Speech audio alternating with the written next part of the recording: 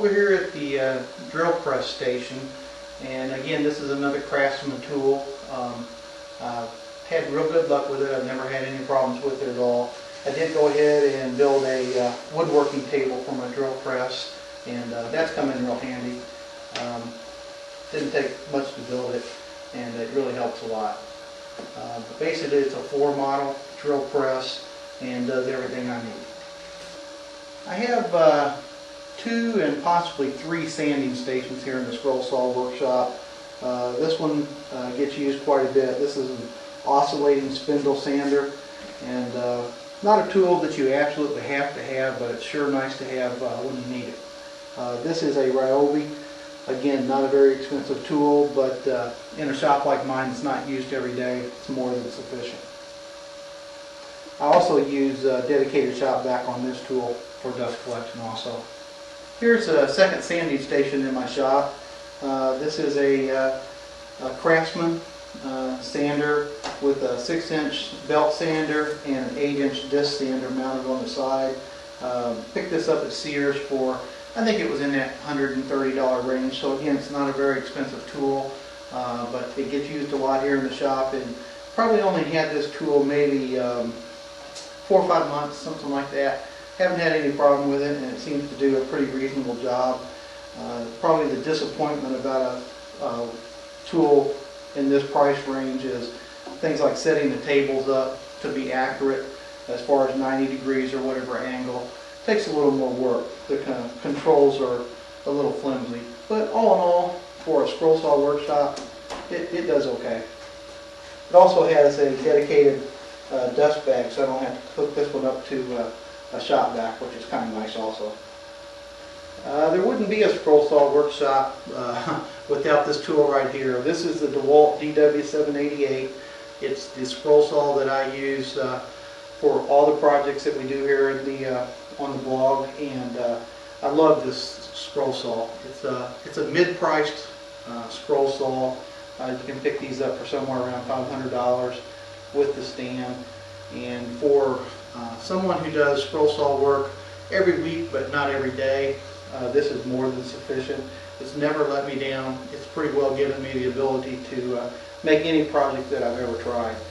I guess if you were a full-time Scrollsawer and you were working on these every day, might not be heavy duty enough for you, but for the average hobbyist Scrollsawer, I don't think you could ask for much more. An area of the workshop where I spend a lot of time is over here on this bench. Again, it's just a couple sheets of MDF trimmed out, laid on top of these 2 cabinets that I picked up at Lowe's. I have my pegboard behind my bench to hang all my tools, a couple of cabinets for sanding supplies and different types of paint, things that I keep over here.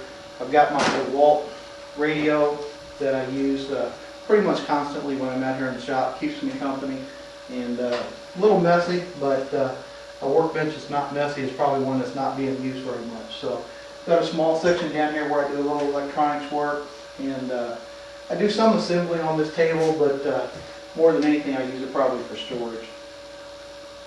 Underneath the workbench you can see I have a Porter Cable pancake air compressor. That's worked out okay for me. Primarily I use an air compressor in my shop to blow dust around. It seems like that's what it gets used more than anything. I do have a brad nailer, and I use that sometimes when I'm putting together some furniture projects, but it's come in real handy. If you have a chance to pick up an air compressor for your shop, you'll wonder how you got along without being able to blow your tools off. 3, 2, 1. Hanging up on this wall over here is where I keep all my clamps. Also have my hand sanders all up here. Of course, I got my clock and thermostat or thermometer up there hanging on the wall that reminds me how hot it is out here during the summer. You've heard the saying 1,000 times, but it's true. You can never have enough clamps, and I've probably got about a quarter of the number of clamps that I would like to have. 3, 2, 1. When I was talking about the sanding stations earlier, I mentioned that I probably had 2.5 sanding stations, and this is a half. And this is a pretty handy little tool. You see these in a lot of workshops done this way. If you've got an old corded drill laying around that you no longer use because you got your nice new cordless drills, mount it upside down on a 2x4, hanging off your desk like this, and you can put different attachments on the front of it. In this case, I've got a flat cinder on the front of this one. I've also got some other attachments back here for doing polishing, and I can put a disc sander on there. Pretty handy little device. Just mount it upside down, lock the trigger on, and you can sit here and sand your projects all day.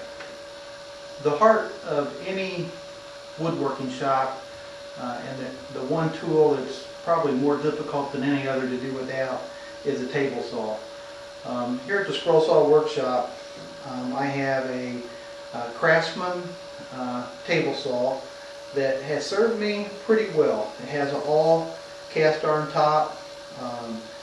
The Incra 1000 miter gauge is an add-on accessory I added.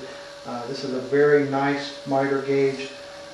That's probably one of the two upgrades that you should spend your money on if you buy one of these contractor grade table saws.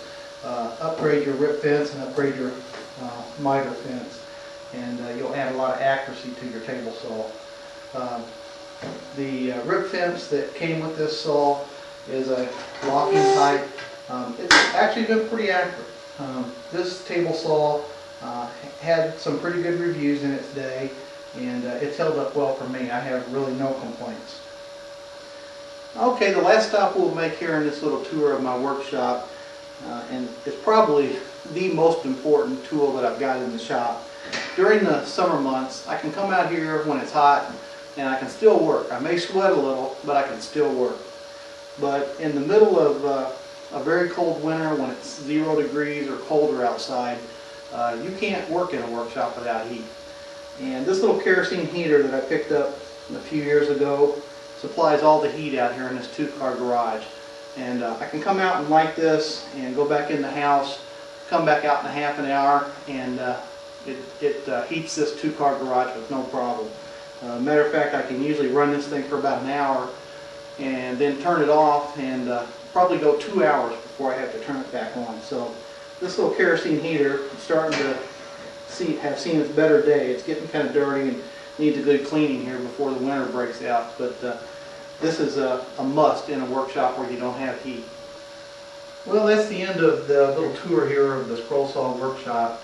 I think as you've seen, nothing to brag about. I don't have a lot of high-end tools, and as far as I'm concerned, I don't need them. If I had more room, I might spend a little bit more money on my tools, but what I've tried to do is check the reviews on these tools and find tools that were budget priced, but at the same time provided some degree of reliability. And I think I've done that pretty well. Also have this, I did mention in the tour, little handmade workbench here. It's all made out of 2x4, so this whole bench probably cost me a total of $40 and a little bit of sweat.